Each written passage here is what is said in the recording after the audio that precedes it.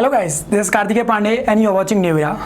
Guys, जैसे कि हम लोगों ने इलेक्ट्रोस्टैटिक का सीरीज कंप्लीट कर लिया है और अभी अपन लोग नई सीरीज लेकर के आ रहे हैं, दैट इज ऑन कैपेसिटर।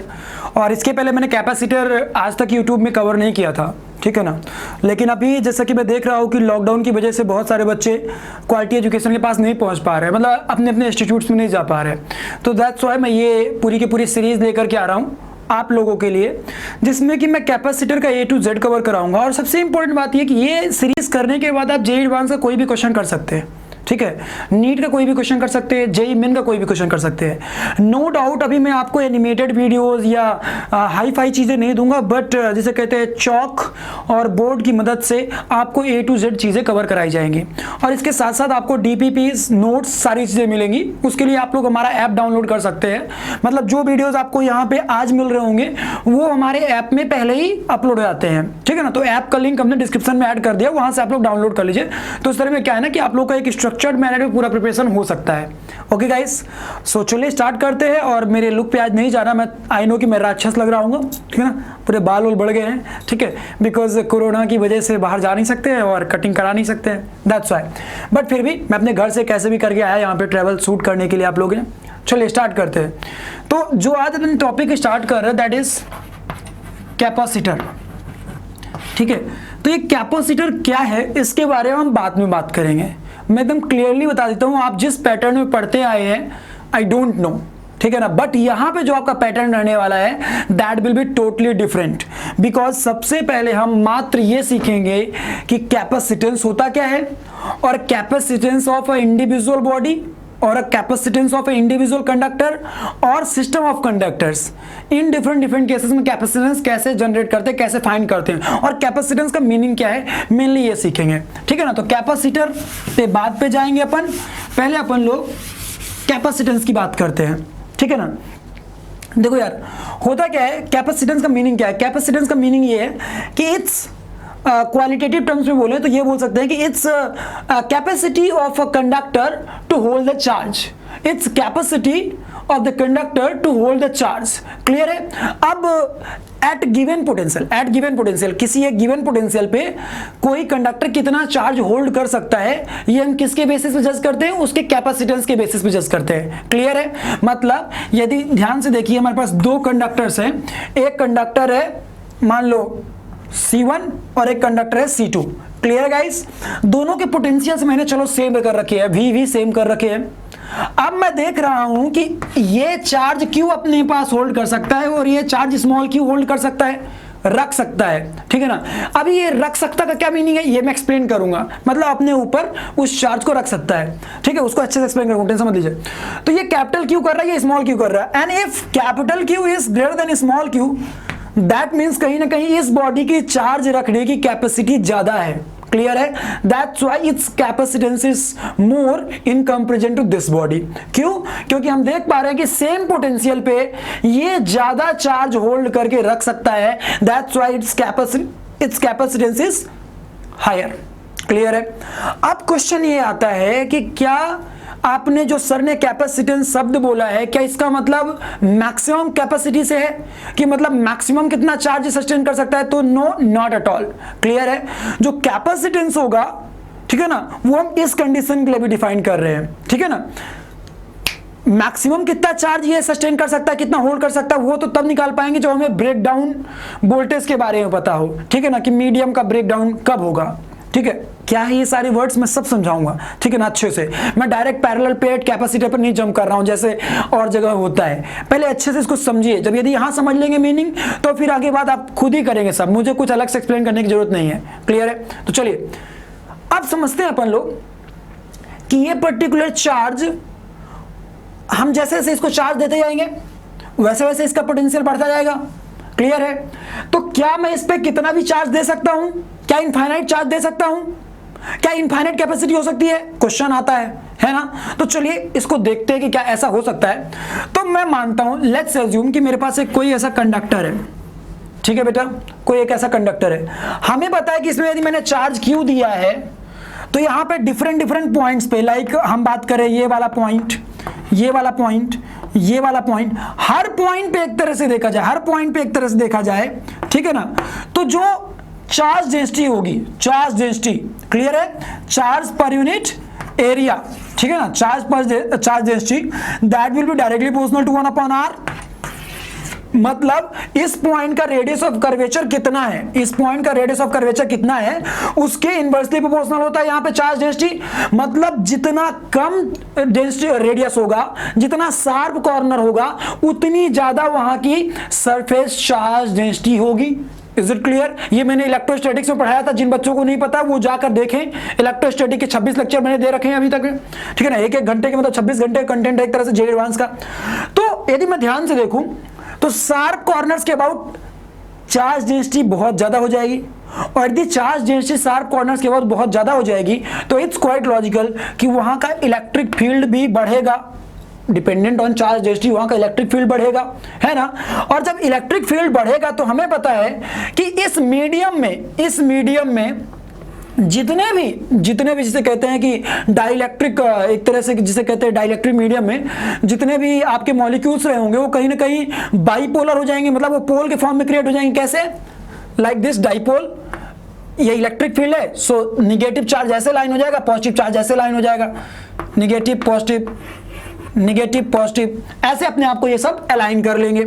अब होगा क्या कि यदि मैं मान लीजिए चार्ज क्यू दिया, तब ये कंडीशन थी, अब चार्ज और बढ़ा दूंगा तो ऑब्वियस है कि यहाँ की सरफेस चार्ज डेंसिटी और बढ़ेगी, और सरफेस चार्ज डेंसिटी यहाँ की और बढ़ती है तो इट्स क्वाइट लॉजिकल कि यहाँ पे इलेक्ट्रिक फील्ड और बढ़ेगा।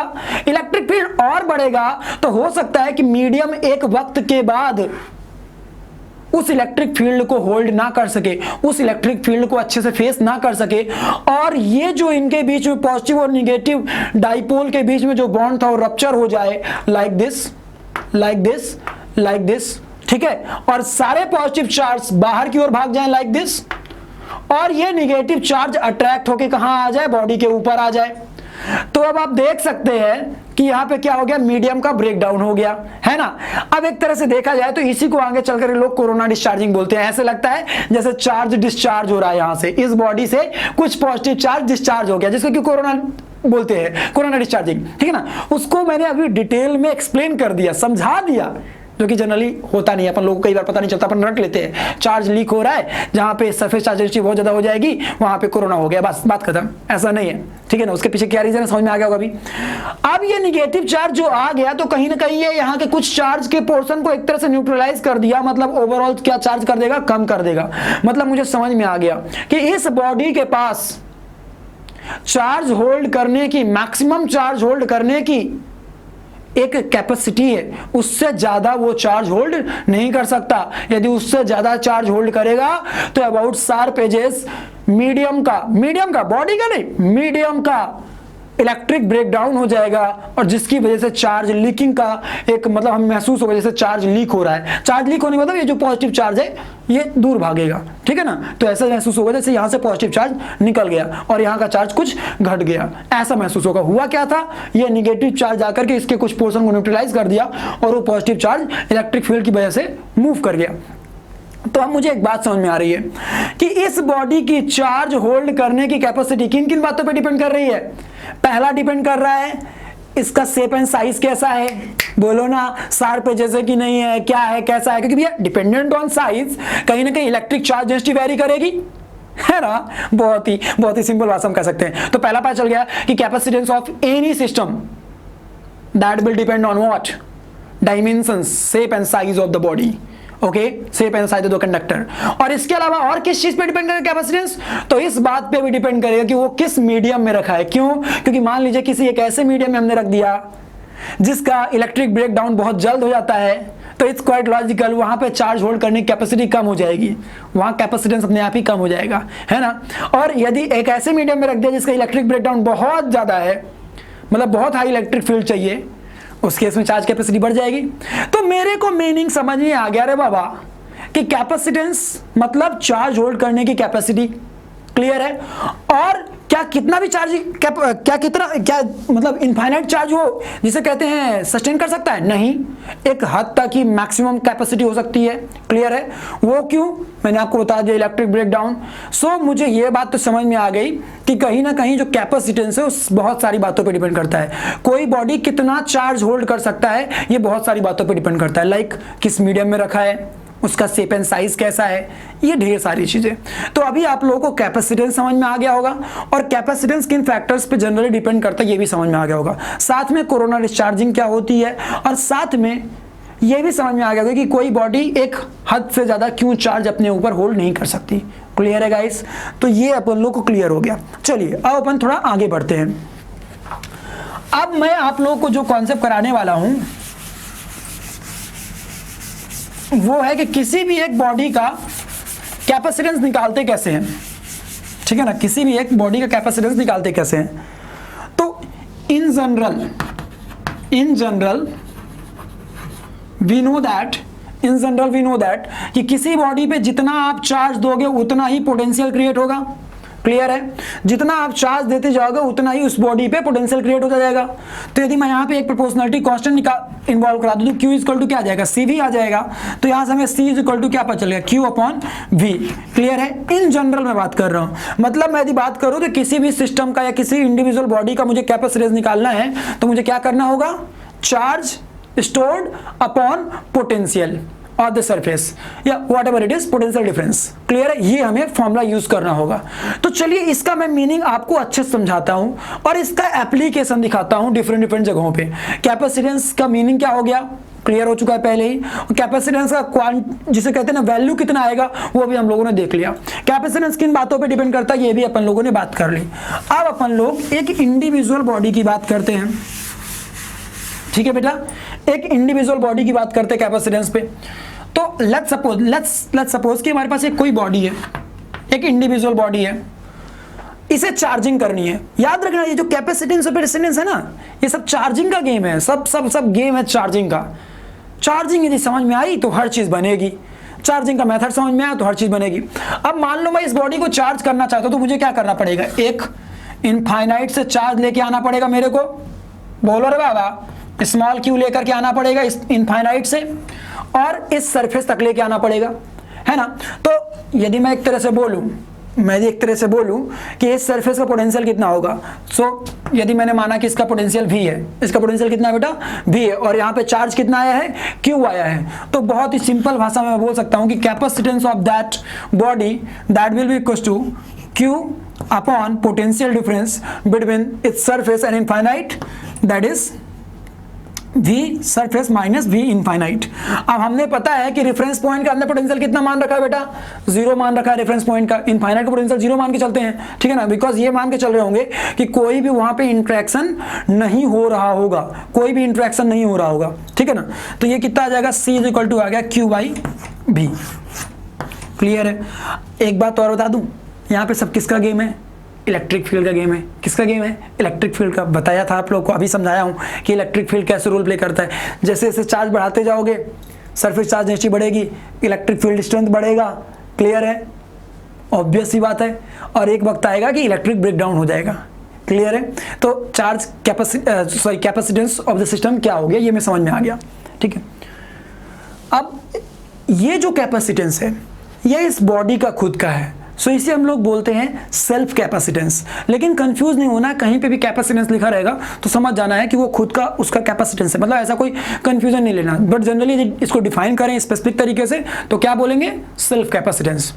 अब मैं यदि इनफाइनाइट की बजाय मैं एक जो बॉडी मैंने जो एक पॉइंट इनफाइनाइट पे मान रखा और मान रखा कि वहां से चार्ज क्यों आ रहा है इस सिस्टम को चार्ज करने के लिए, मैं इसकी बजाय ये मान लूं कि इस बॉडी पे जो चार्जिंग हो रही है वो किसी और बॉडी की मदद से हो रही है, तो ये कहीं ना कहीं एक तरह से सिस्टम ऑफ कंडक्टर हो जाएगा। ये तो अभी इंडिविजुअल था, है ना। अब एक तरह से सिस्टम ऑफ कंडक्टर मान लेते हैं। चलिए, तो माना कि ये बॉडी A है और एक बॉडी हमारे पास B है, ठीक है बेटा। ये बॉडी है A और ये बॉडी है B। अब मैंने यहां से कुछ चार्ज Q निकाल करके इसमें दे दिया, तो ऑब्वियस सी बात है कि यहाँ पे अपने आप यहाँ पे क्या आ जाएगा, निगेटिव चार्ज आ जाएगा कुछ देर बाद, और यहाँ क्या आ जाएगा, पॉजिटिव चार्ज आ जाएगा। क्लियर है।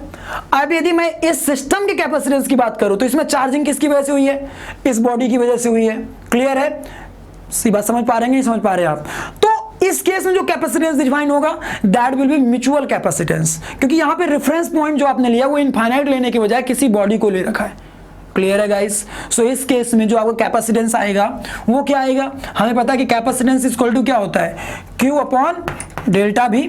क्लियर है। अब इसको हम आगे रिप्लेस करें तो क्या आ जाएगा, Q अपॉन, पहले क्या करते थे, potential of point A minus potential of infinite, अभी क्या करेंगे, पोटेंशियल ऑफ प्लस, मतलब प्लस चार्ज वाला जिसे कह सकते हैं, तो इसे ए बोल दीजिए माइनस BB, मॉड ले लीजिएगा, वैसे कोई टेंशन वाली बात नहीं क्योंकि वो पॉजिटिव है तो ऑब्वियस हो ज़्यादा होगा, ये कम होगा, लाइक दैट। सो ये अब आपका पोटेंशियल आ चुका है। तो एक तरह से देखा जाए तो म्यूचुअल कैपेसिटेंस कैसे निकालते हैं और एक सेल्फ कैपेसिटेंस कैसे निकालते हैं, ये दोनों चीज़ें हम लोग को क्लियर हो चुकी हैं। ठीक है। अब ये समझते हैं अपन लोग कि किसी एक कंडक्टर के यदि हम पास किसी और कंडक्टर को लेके आते हैं तो कैपेसिटेंस में क्या चेंजेस आएंगे। जैसे हमने किसी एक इंडिविजुअल कैपेसिटेंस तो निकाल के देख लिया है, ठीक है, और हमें ये पता चल गया कि मीडियम के ऊपर और शेप एंड साइज इन सब चीज़ों के ऊपर डिपेंड कर रही बातें। क्या इस बात पे भी डिपेंड करेगा कि उस कैपेसिटर को हम किसी और उस बॉडी को उस कंडक्टर को क्या मैं किसी और के पास लेके जा रहा हूँ। देखते हैं इससे कैपेसिटेंस में कोई अंतर पड़ता है कि नहीं पड़ता। चलिए, तो ये आप लोगों को समझ में आ गया होगा म्यूचुअल कैपेसिटेंस। ये निकालने के तरीके भी सिखा रहा हूँ मैं, कोई ये भी ना आपसे बोल रहा हूँ कि स्फेरिकल कैपेसिटर क्या होता है, ना मैं ये बता रहा हूँ आपको कि सिलेंड्रिकल कैपेसिटर क्या होता है, पैरेलल प्लेट कैपेसिटर क्या होता है, उनका अरेंजमेंट ब्ला ब्ला दुनिया भर का, वो सब तुम खुद करोगे, विश्वास मानो मेरा, वो सारी चीजें तुम खुद करोगे। क्या जब इन चीजों को बेसिक से एक बार समझ गए होगे तो उन चीजों को खुद ही कर लोगे, कुछ बताने की जरूरत नहीं है। ठीक है, चलिए आगे बढ़ते हैं। ये देखते हैं कि किसी एक दूसरी बॉडी को, दूसरे कंडक्टर को यदि किसी एक चार्ज कंडक्टर के पास लेके आते हैं, ठीक है, तो क्या सही, मतलब न्यूट्रल कंडक्टर को लेके आते हैं तो क्या कोई चेंज आएंगे कैपेसिटेंस में। सी है, माना कि मेरे पास एक बॉडी है, ये इसको मैंने चार्ज क्यों दे रखा है, ठीक है बेटा, ये A है, तो इसके सरफेस पे जो पोटेंशियल होगा वो कितना है बेटा, VA है। इस चार्ज Q की वजह से, किसकी वजह से, चार्ज Q की वजह से इस पे जो पोटेंशियल हो कितना है, VA है। तो यदि ये मान लो ये मात्र अकेला होता तो इस केस में कैपेसिटेंस का क्या आता बेटा, C इज इक्वल टू आता Q/VA, यही आता, हाँ या ना, यही आता कैपेसिटेंस, हाँ या ना, बोलो हाँ, ऑब्वियस है यही आता जब ये मात्र एक अकेला होता। लेकिन अब मैं एक काम करता हूं, एक न्यूट्रल बॉडी को मैं लेकर के इसके पास आ गया, पहले जो कि ऐसा था, अब इसको न्यूट्रल को मैं इधर लेकर के आ गया। न्यूट्रल को जब लेकर के आया तो इट्स क्वाइट लॉजिकल कि इस पॉजिटिव चार्ज के अट्रैक्शन की वजह से इसमें इंडक्शन होगा और यहाँ पे अपने आप में निगेटिव चार्ज ऐसा इंड्यूस हो जाएगा और इधर क्या इंड्यूस हो जाएगा, पॉजिटिव चार्ज इंड्यूस हो जाएगा बेटा, हाँ बोल दो। ये निगेटिव चार्ज इंड्यूस हो चुका है और ये पॉजिटिव चार्ज इंड्यूस हो चुका है। अब मैं यदि एक बात बोलूं तो इस निगेटिव चार्ज की वजह से यहां पे पोटेंशियल हो गया मान लो V माइनस, और इस पॉजिटिव चार्ज की वजह से इसके सरफेस पे जो पोटेंशियल हो गया वो क्या हो गया बेटा, V प्लस हो गया है। क्लियर है। तो अब एक तरह से देखा जाए तो जो नया कैपेसिटेंस ऑफ द सिस्टम आ रहा होगा वो क्या आ रहा होगा, C dash is equal to आ रहा होगा आपका charge upon potential of the surface.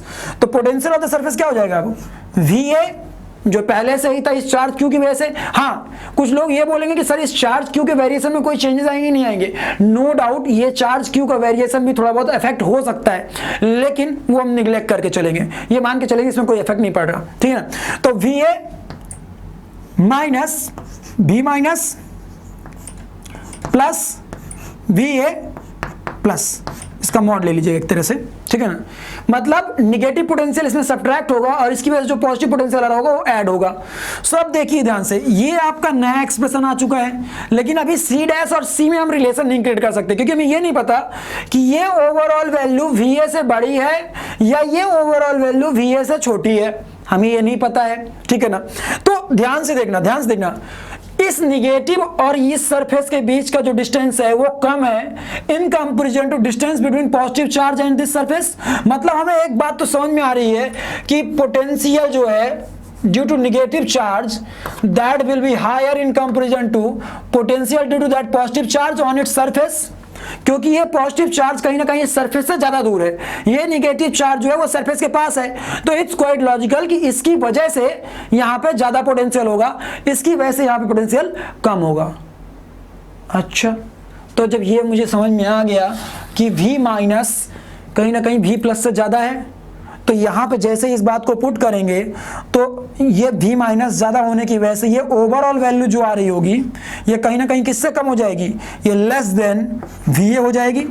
मतलब हम देख सकते हैं कि सरफेस का जो पोटेंशियल है वो कहीं ना कहीं डिक्रीज कर चुका है, और जब सरफेस का पोटेंशियल डिक्रीज कर चुका है तो इट्स क्वाइट लॉजिकल कैपेसिटेंस बढ़ चुका होगा। क्लियर है, क्योंकि चार्ज क्यू तो सेम ही रखा हमने और potential of the surface is decreased, net potential, that's why new capacitance will be higher, new capacitance will be higher। how, इसको और अच्छे समझ लीजिए, हम देख सकते हैं कि जब ये VA से कम हो चुका तो कहीं ना कहीं C dash will be greater than C। Clear है? अच्छा, तो मुझे समझ में आ गया कि थी कोई एक इंडिविजुअल था तो ऐसा था, उसके पास हम किसी अनचार्ज या न्यूट्रल को जिसे बोलते हैं न्यूट्रल कंडक्टर को लेकर के आ गए, तो उस बॉडी का जो कैपेसिटेंस है वो अफेक्ट हो चुका है, वो बढ़ चुका है। क्लियर है, कैपेसिटेंस बढ़ गया। अब मान लो मैं यदि ऐसा कर दूं, अब मान लो मैं यदि ऐसा कर दूं कि मैं वहां पे एक ऐसी बॉडी को लेकर के आऊं जो अर्ध हो, अभी ये अर्ध नहीं है, मतलब इसकी अर्थिंग नहीं है, अभी ये नॉर्मली किसी से कनेक्टेड नहीं है, लेकिन अब मान लो मैं ऐसा करा दूं कि ये अर्थिंग हो जाए लाइक दिस, ये वाली सरफेस अर्ध है इसकी, तो जब मात्र ये बॉडी रही होगी तब इसका कैपेसिटेंस यही रहा होगा।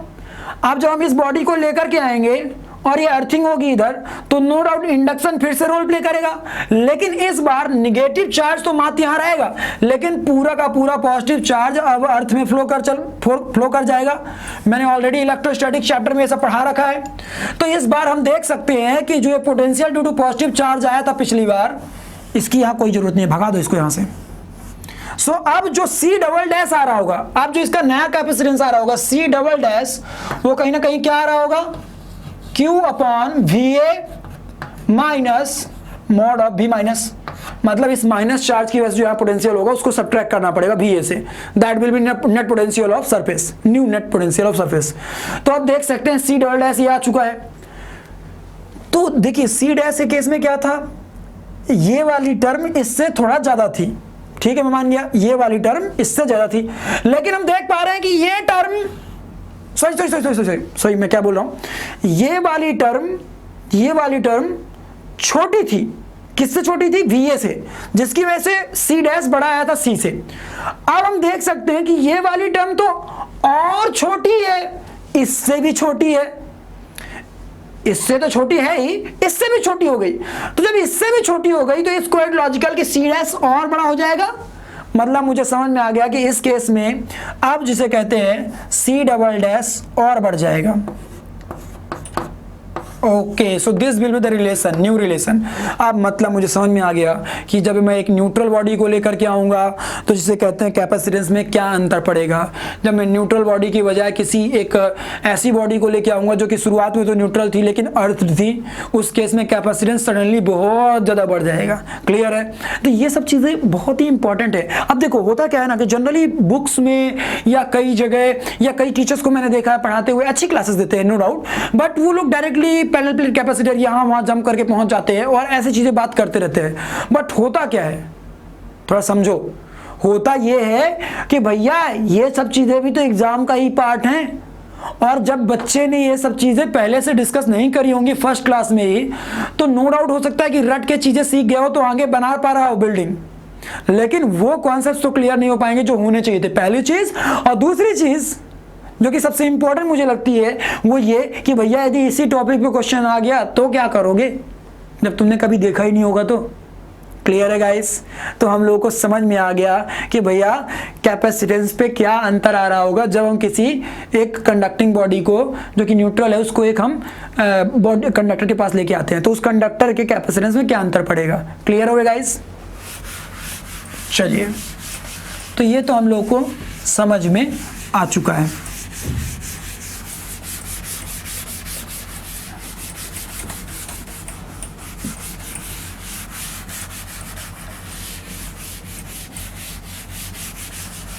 चलो, तो अब अपन थोड़ा आगे बढ़ते हैं, एक बहुत ही छोटा सा एग्जांपल लेते हैं, ठीक है। कुछ कुछ केसेस में कैपेसिटेंस निकालने की कोशिश करते हैं। एज अ एग्जांपल आप लोग को दे रहा हूं मैं। माना कि एक मेरे पास स्फेरिकल बॉडी है, ठीक है बेटा, एक स्फेरिकल बॉडी है। अब बोल रहा है कि इसका कैपेसिटेंस क्या होगा, what will be it's capacitance, ठीक है। तो कंडक्टिंग बॉडी है तो अंदर के बारे में तो कुछ सोचना ही नहीं, because there will be no electric field, ठीक है। बस बाहर के बारे में हमें सोचना है। तो ध्यान से देखो, तो हमें पता है कि पोटेंशियल यदि इसका रेडियस क्या है बेटा, आर है यदि, तो पोटेंशियल ऑफ द सरफेस क्या हो जाएगा, वो आ जाएगा, यदि यहाँ पे चार्ज क्यू आया इनफाइनाइट से तो वो आ जाएगा के capital Q by capital R, ये हो जाएगा पोटेंशियल। इसको निकालने का तरीका बहुत ही सिंपल है। आप चाहते तो direct charge centred, charge is concentrated centre मान सकते थे, सब पढ़ाया है इलेक्ट्रोस्टैटिक्स में इन डिटेल। या आप ऐसा करने के बजाय ये फॉर्मूला भी यूज कर सकते थे, minus E dot D R is equal to delta we.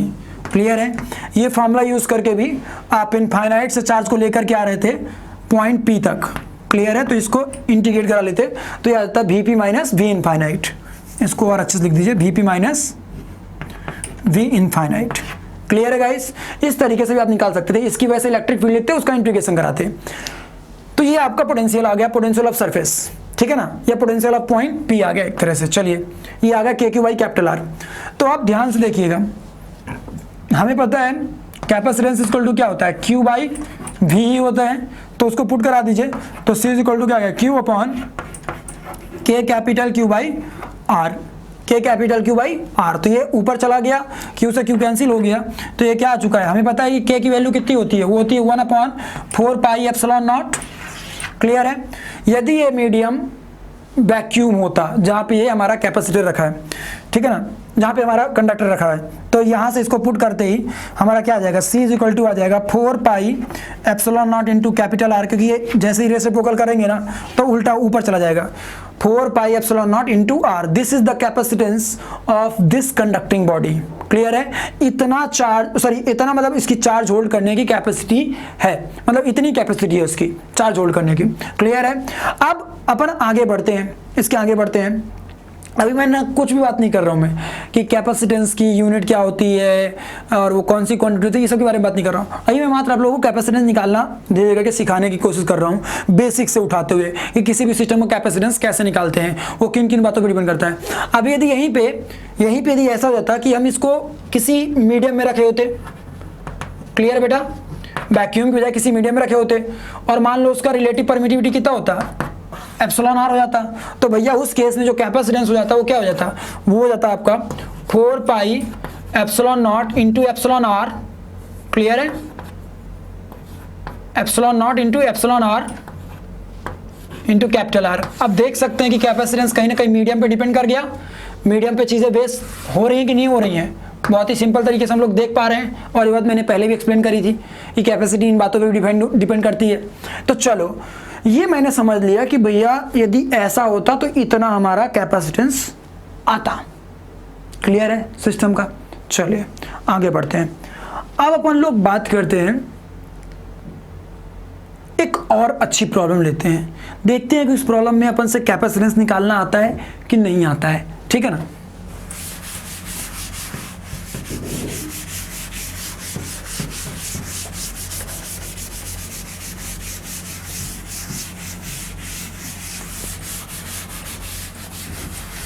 Guys, जो बच्चे नए हैं उनको फिर से बता दूं कि आप लोग हमारा ऐप डाउनलोड कर सकते हैं। ऐप के साथ साथ हमारे टेलीग्राम ऐप भी चलते हैं, ठीक है ना, मतलब हमारा जो न्यू इरा ऐप है वो तो आप प्ले स्टोर से डायरेक्टली डाउनलोड कर सकते हैं। इसके अलावा आप हमारा एक लिंक और है, टेलीग्राम में हमारा ग्रुप भी है, वहाँ ऐड हो सकते हैं। वहाँ भी हम लोग डेली कुछ ना कुछ स्टडी मटेरियल शेयर करते रहते हैं जो कि आप लोग को हेल्प करेगा। ओके, तो चलिए वो क्वेश्चन देखते हैं। तो चलिए गाइस, अब हमारे पास एक नया केस है जिसमें कि एक स्फेरिकल बॉडी है, ठीक है, जिसका कि मान लीजिए इनर रेडियस R1 है, ठीक है, और उसके जस्ट बाहर एक लेयर ऐसे बनी हुई है, एक ऐसे लेयर ले रखी हमने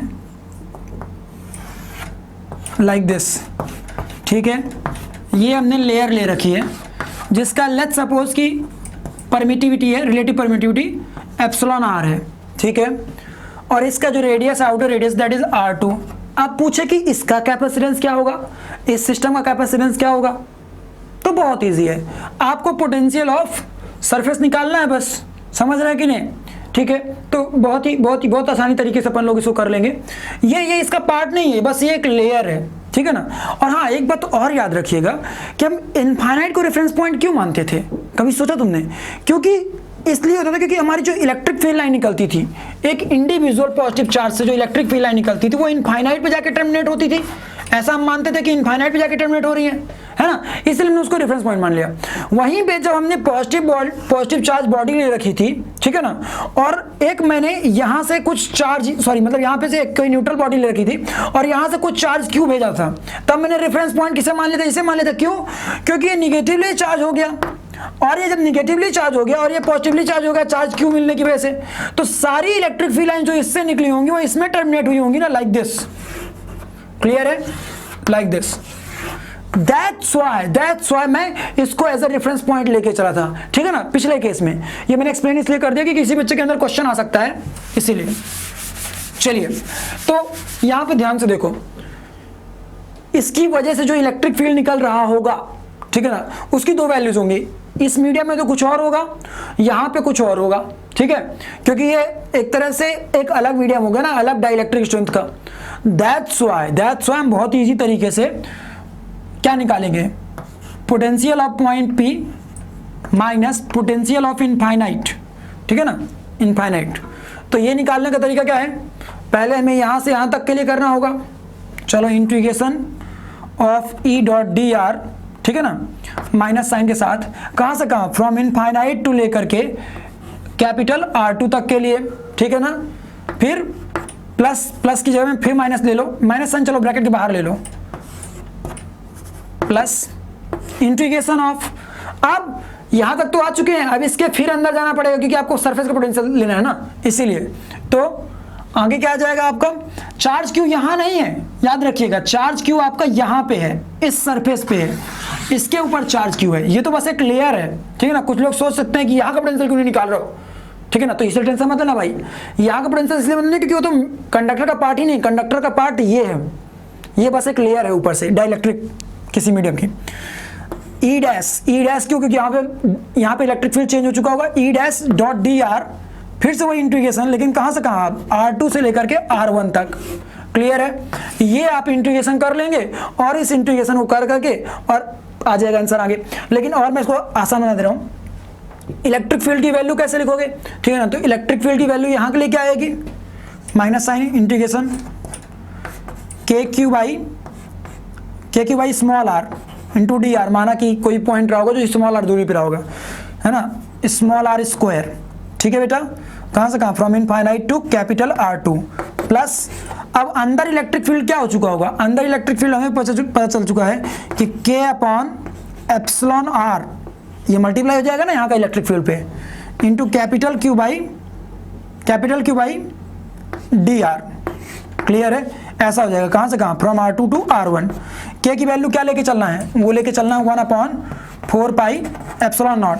यहाँ पे जनरली के की वैल्यू तो होती है प्रोपोर्शनलिटी कांस्टेंट, तो ये चाहो तो यार डायरेक्टली इसको तो के लिखा रहने दो, इसको ये लिख लो directly 1/4 pi epsilon naught into epsilon R.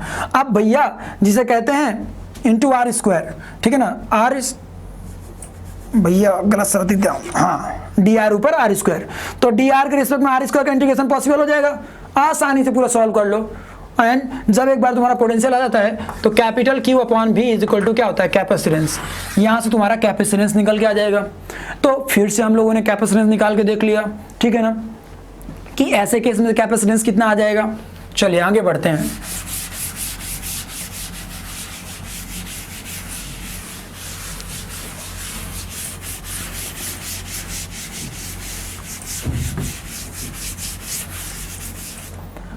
अब मान लीजिए मेरे पास दो बॉडीज रखी हुई हैं, ठीक है, माना कि एक की रेडियस है A और एक की रेडियस है B, ठीक है बेटा, और हमें बोले कि भैया इस सिस्टम का म्यूचुअल कैपेसिटेंस या कैपेसिटेंस क्या होगा, है ना।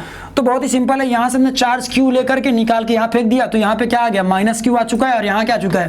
प्लस Q आ चुका है, ठीक है। अब हमें क्या निकालना है, इन दोनों के बीच के सरफेस का पोटेंशियल डिफरेंस निकालना है, क्योंकि हमें पता है कि potential equal to charge, sorry capacitance equal to क्या होता है, charge upon potential difference B A minus B B. याद करिए, कुछ मैंने फॉर्मूला लिखवाया था कुछ देर पहले ही।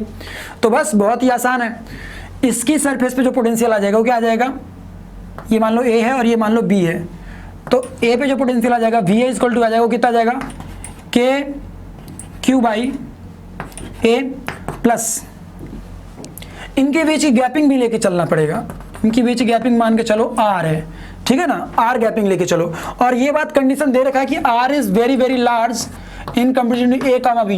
अब कई लोगों के मन में क्वेश्चन आ रहा होगा, सर ये आपने कंडीशन क्यों दे रखी है, R is very very large in comparison to A comma B. ये हमने इसलिए दे रखा है ये कंडीशन बेटा, क्योंकि यदि ये आर बहुत छोटा होगा, ए और बी के कंपेरेबल होगा, तो भैया ये चार्जेस में जिसे कहते हैं ना, ये प्रॉपरली यूनिफॉर्मली डिस्ट्रीब्यूट नहीं हो पाएंगे, है ना। और उस केस में फिर पोटेंशियल आप लोग ये फॉर्मूला लगा के नहीं निकाल पाओगे, इसीलिए मैं कह रहा हूँ कि दूर है, उतना अंतर नहीं डाल रहे हो। तो के क्यू बाई ए, ठीक है ना, और इसकी वजह से माइनस का के क्यू बाई आर, इसकी वजह से। तो ये हो गया हमारा वी ए की वैल्यू, मतलब पोटेंशियल ऑफ सरफेस ए, ठीक है ना, इसके खुद की वजह से और इसकी वजह से। इसी तरह पोटेंशियल ऑफ बी आ जाएगा, वो कितना आ जाएगा आपका, K Q by B, K Q by B minus minus sorry इसकी वजह से, इसकी वजह से, इसकी वजह से प्लस इसकी वजह से के क्यू बाई स्मॉल आर। बस इसको माइनस साइन के साथ लेके चलिएगा, क्यों, क्योंकि यहाँ पे नेगेटिव चार्ज है, तो इसके खुद की वजह से कितना पोटेंशियल हो जाएगा, माइनस का के क्यू बाई बी, और ये पॉजिटिव चार्ज है, तो इसकी वजह से यहाँ पे पोटेंशियल कितना आ जाएगा, के क्यू बाई आर आ जाएगा। अब हमें पता है कि भैया कैपेसिटेंस इक्वल टू क्या होता है, यही होता है फॉर्मूला। तो चलो पुट कराओ सीधे सीधे, पहले V A minus B B निकालना ना में, तो V A minus B B की वैल्यू कितनी आ जाएगी, चलो माइनस कराओ, तो K Q by A minus K Q by R whole minus minus of K Q by B plus K Q by R. Clear है बेटा। तो यहां से आप लोगों का ये क्या हो जाएगा, ये माइनस माइनस प्लस हो जाएगा, और ये आपका इससे उड़ जाएगा, नहीं उड़ेगा, देख लीजिएगा आपका ये तो माइनस माइनस प्लस हो जाएगा। मैंने कुछ गलत लिखा क्या, देख लेना, के क्यू बाई ए कहाँ पे है, हाँ ये हो गया, माइनस का के क्यू बाई आर हो गया, ठीक है चलेगा। इस पे खुद की वजह से minus K Q by B हो गया, प्लस इसकी वजह से के क्यू बाई आर।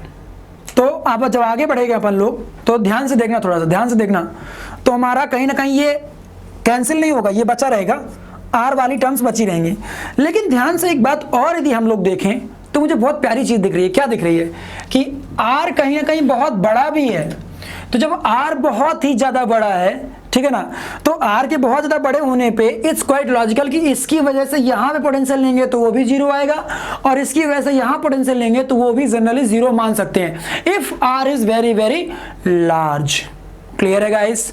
तो ये हमारा जो ये वाली टर्म है, ये वाली दोनों टर्म्स क्या हो गई, जीरो हो जाएंगे, और ये हमारा क्या बचा रहेगा, ये माइनस माइनस प्लस हो जाएगा। तो ये आ गया हमारा V A minus B B is equal to आ चुका है K Q into 1/a plus 1/b। Clear है। इसको रीअरेंज कर लीजिए तो क्या आ चुका है, ये आ चुका है K Q into A plus B upon A B. Clear है। अब इसको हम ले जाके यहाँ पुट करा दें, इसको ले जाकर हम यहाँ पुट करा दें यहाँ पे, तो हमारा Q से Q कैंसिल हो जाएगा, ये ऊपर चला जाएगा, तो कैपेसिटेंस आ चुका होगा, वो आ चुका होगा 4 pi epsilon naught into A B upon A plus B. Clear है। So this will be the capacitance of given system. ठीक है ना। ये क्यों निगलेक्ट कर दिया है मैंने, ये बात समझ में आ गई ना, क्योंकि ये कंडीशन दी हुई थी। यदि ये कंडीशन न दी रहती तो इसको लॉजिकल की चार्जेस में भी चेंज आ जाते, एक दूसरे के पास रहते, तो ठीक है ना, चार्ज का डिस्ट्रीब्यूशन यूनिफॉर्म ना हो पाता, और साथ में इसकी वजह से यहाँ पे पोटेंशियल और इसकी वजह से यहाँ पे पोटेंशियल रोल प्ले करना स्टार्ट कर देते हैं। ठीक है ना। इसीलिए मैंने इसको पूरा उड़ा ही दिया, निगलेक्ट कर दिया सीधे, कोई उसके बारे में सोच ही नहीं रखी मैंने, डायरेक्टली उसे क्या कर दिया, जीरो कर दिया। ठीक है ना। बाय द वे यहाँ पे भी इसे नहीं लिखना चाहिए था मुझे, वो बस मैंने मेंशन कर दिया क्योंकि मैं लिखते वक्त ये बात ध्यान नहीं थी मेरे को, लेकिन ये जब देखा कि ये चीज़ कैंसिल नहीं हो रही, क्यों नहीं हो रही, तो ये ऐसा था। क्लियर है गाइस। तो ये मुझे समझ में आ गया कि इस केस का कैपेसिटेंस कितना होगा। अब मान लीजिए, अब थोड़ा और आगे बढ़ते हैं, मेरे को और भी केसेस में कैपेसिटेंस निकाल के देखना है भैया। ठीक है ना, कि और भी केसेस से कैपेसिटेंस कितना आएगा। पहले खुद से चार्जिंग करो और उसके बाद चीज़ों को देख लो, ठीक है। मतलब एक को रेफरेंस मानो और दूसरे को, मतलब एक को सोर्स मान लो कि वहाँ से चार्ज आ रहा है और एक को मान लो कि वो चार्ज ले रहा है, ठीक है ना। अब मान लो आपको स्फेरिकल सेल्स ऐसी दी हुई है, मल्टीपल, दो स्फेरिकल सेल है, एक का रेडियस ए है और एक का रेडियस बी है, ठीक है बेटा। और अब पूछ ले कि इसका कैपेसिटेंस कितना होगा, इस सिस्टम का कैपेसिटेंस कितना होगा। तो कठिन है, एकदम कठिन नहीं है। क्या करेंगे, यहाँ से चार्ज क्यू हम यहाँ भेज देंगे, जैसे यहाँ चार्ज यहाँ से यहाँ भेजेंगे तो यहाँ माइनस क्यू हो जाएगा और यहाँ माइनस क्यू और यहाँ का प्लस क्यू हो जाएगा चार्ज, ठीक है।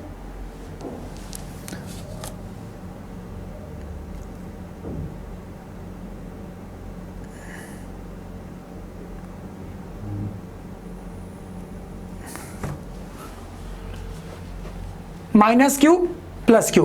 आप ध्यान से देखो, तो यदि मैं सरफेस बी मान लूँ और सरफेस ए मान लूँ तो वही हो जाएगा potential surface, sorry capacitance equal to Q, Q upon क्या आ जाएगा, V A minus V B आएगा सीधे सीधे, है ना। तो चलो निकाल लेते हैं। वी ए की वैल्यू कितनी आ रही होगी, तो वी ए की वैल्यू आ रही होगी मतलब पोटेंशियल एट सरफेस ए, खुद की वजह से और इसकी वजह से भी, तो ये आ गया होगा K Q by A minus K Q by B. Clear है बेटा। And potential at surface B, B भी इक्वल टू कितना आ रहा होगा, तो बहुत ही सिंपल होगा, इसकी वजह से भी और इसकी वजह से भी। अब ये सब नहीं सिखाऊंगा कि ये कैसे आ रहा है, ये मैंने पहले ही सिखा रखा, बहुत ही डिटेल में इलेक्ट्रोस्टैटिक्स में पढ़ा है ये सब, ठीक है ना।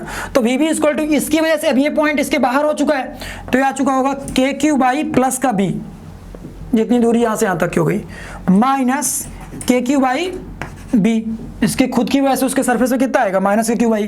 तो ये पूरा का पूरा कितना हो चुका है, जीरो हो चुका है।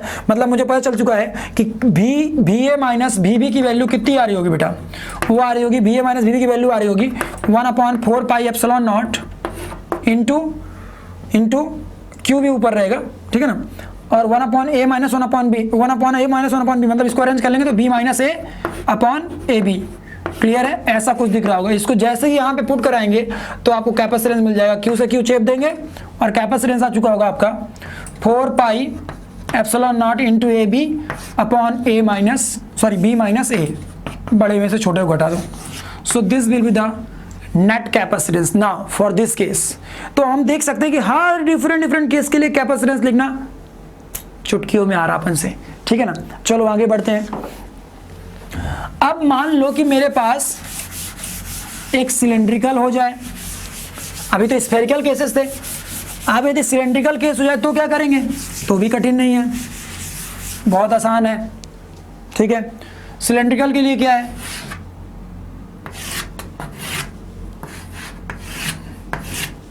क्लियर है। तो अब इस सिस्टम के लिए बोला है, तो यदि यहां से मैं चार्ज क्यू निकाल के इसको दे दूं तो ये माइनस चार्ज हो जाएगा, निगेटिवली चार्ज हो जाएगा और ये पॉजिटिवली चार्ज हो जाएगा। क्लियर है बेटा, माइनस का क्यू तो यहाँ पे प्लस का क्यू। क्लियर है।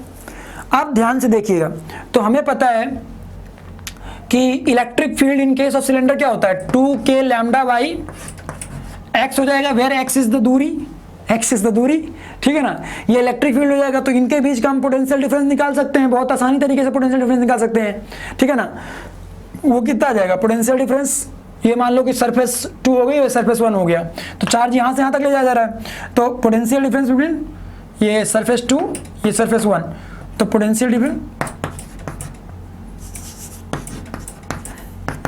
इंटीग्रेशन ऑफ माइनस साइन के साथ ई डॉट डी आर या डी एक्स, क्योंकि यहाँ एक्स ले लिया तो डी एक्स लिख दो, ठीक है ना। कहाँ से कहाँ, फ्रॉम R2 से लेके R1 तक, ठीक है। इलेक्ट्रिक फील्ड की वैल्यू ले जाके चिपका दो, where lambda is what, that is charge per unit length. Clear है, चिपकाओ, आगे बढ़ जाओ। एक बार यह आता है तो बहुत ही सिंपल तरीके से कैपेसिटेंस इक्वल टू क्या हो जाएगा, Q अपॉन V। क्लियर है गाइस। तो हम लोगों ने बहुत ही आसान तरीके से ये सीख लिया कि भैया इस केस का कैपेसिटेंस कितना आएगा। तो ये आपके लिए एज आ जिसे कहते हैं क्लास वर्क हो गया कि आप इसको आगे इंटीग्रेट करिए और इसका आंसर मुझे कमेंट करके बताइए, एंड आई विल चेक कि आप लोग उसको प्रॉपर्ली पढ़ रहे हैं कि नहीं पढ़ रहे। क्योंकि यार मैं कितना भी पढ़ा रहा हूँ, बट यदि आप उसको प्रॉपर्ली कवर नहीं कर रहे हैं तो इस क्वाड्रेटिक लॉजिकल की कोई बेनिफिट नहीं होगा उससे, ठीक है ना। चलो अगला केस लेते हैं। अब आप देख पा रहे होंगे कि मैं आपको कुछ भी रटने के लिए नहीं बोल रहा हूँ, कुछ भी रटने के लिए नहीं बोल रहा हूँ, सब आसानी से हो रहा है। अब मान लो हमारे पास पैरेलल प्लेट कैपेसिटर हो जाए, जहां पहले हमारे पास स्फेरिकल था, अब वहां पे क्या हो जाए, हमारा पैरेलल प्लेट कैपेसिटर हो जाए। तो पैरेलल प्लेट कैपेसिटर का कैसा हो जाएगा, देखिए देख, माना कि ये एक प्लेट है और ये एक प्लेट है, ठीक है बेटा। और अब इस केस में हमें कैपेसिटेंस निकालना है। इनके बीच का डिस्टेंस कितना दे रखा है, डी दे रखा है। इसका एरिया कितना है, एरिया ए है, और यहाँ पे जो मीडियम है वो वैक्यूम है, सो एप्सिलॉन नॉट, ठीक है बेटा। तो बहुत ही सिंपल तरीका है, यहाँ से चार्ज क्यू निकाल करके यहाँ भेज दीजिए, तो यहाँ अपने आप ही निगेटिवली चार्ज हो जाएगा, और यहाँ पॉजिटिवली चार्ज हो चुका होगा अपने आप ही, प्लस का क्यू, यहाँ माइनस का क्यू, ठीक है बेटा। अब हमें पता है कि यहाँ पे जो इलेक्ट्रिक फील्ड आ रहा होगा, ठीक है ना, वो इलेक्ट्रिक फील्ड क्या हो जाएगा, हमें पता है बहुत ही सिंपल तरीके से पता है इलेक्ट्रिक फील्ड क्या हो जाएगा। वो ये हो जाएगा कि इसकी वजह से यहाँ पे इलेक्ट्रिक फील्ड और इसकी वजह से यहाँ पे इलेक्ट्रिक फील्ड, तो वो आ जाएगा सिग्मा अपॉन एप्सिलॉन नॉट। क्यों, क्योंकि इसकी वजह से पॉजिटिव चार्ज की वजह से भी इधर की ओर होगा सिग्मा अपॉन 2 एप्सिलॉन नॉट। पढ़ाया है किसी भी एक चार्ज प्लेट की वजह से इलेक्ट्रिक फील्ड कैसे लिखते हैं, और इस सरफेस की वजह से भी इधर की ओर ही हो जाएगा electric field sigma upon 2 epsilon not. तो दोनों जैसे जुड़ेंगे तो आ जाएगा सिग्मा अपॉन एप्सिलॉन नॉट। तो बस दोनों सरफेसेस के बीच का हमें पोटेंशियल डिफरेंस निकालना है। तो बहुत ही सिंपल है potential difference, potential delta V is equal to, सीधा कर दूंगा, इंटीग्रेशन ऑफ माइनस का ई डॉट डी आर, तो ई की वैल्यू कितनी आ गई, sigma upon epsilon naught into D x. कहाँ से कहाँ, फ्रॉम 0 से लेकर के डी तक ले लो, 0 से लेकर डी तक ले लो, ठीक है। जैसे ही सिग्मा अपॉन एप्सिलॉन तो कांस्टेंट वो बाहर आ जाएगा, dx का इंटीग्रेशन करोगे तो x आ जाएगा, और लिमिट पुट करोगे तो d माइनस 0 आ जाएगा। तो यहाँ से डेल्टा v की वैल्यू जनरेट हो चुकी है हमारी, वो आ जाएगा आपका sigma upon epsilon naught into D minus 0। Clear है, ओके।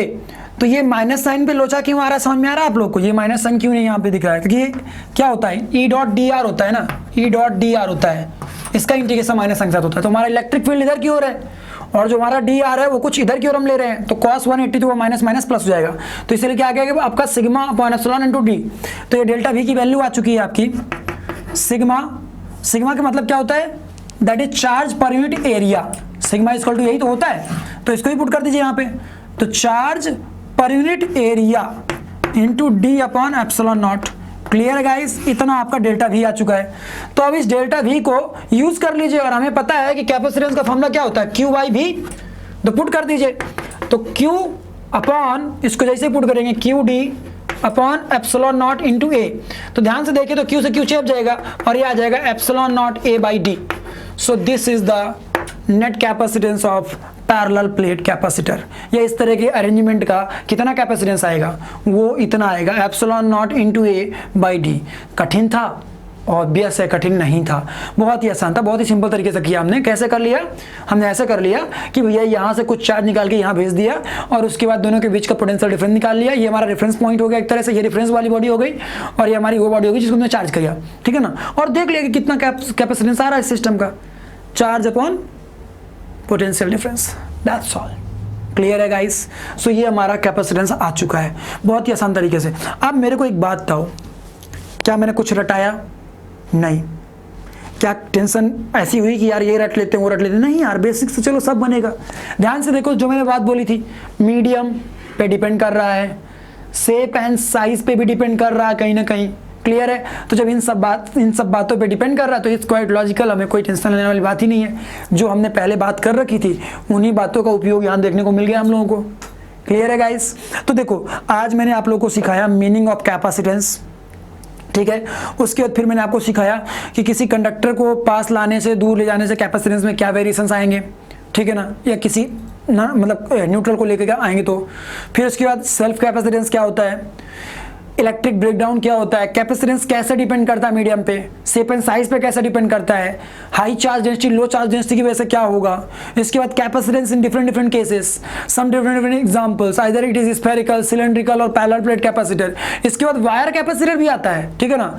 तो आप लोग के लिए ऐसा एक होमवर्क भी हो सकता है कि दो वायर हो जाएं, ठीक है ना, तो उनके पीछे कैपेसिटेंस कितना आएगा, ठीक है। सोचिएगा, करिएगा, बनेगा तो ठीक, नहीं बनेगा तो कोई प्रॉब्लम नहीं है। सो आगे जाने से पहले बस इतना बोलूँगा कि गाइस, यदि आप मुझे YouTube में देख रहे हैं तो चैनल को सब्सक्राइब करिएगा, दोस्तों के साथ शेयर करिएगा, लाइक करिएगा, और यदि आप हमें ऐप में देख रहे हैं तो बस वीडियो को लाइक करिएगा और अगले लेक्चर का वेट करिए। Okay guys, so bye, take care, have a nice day.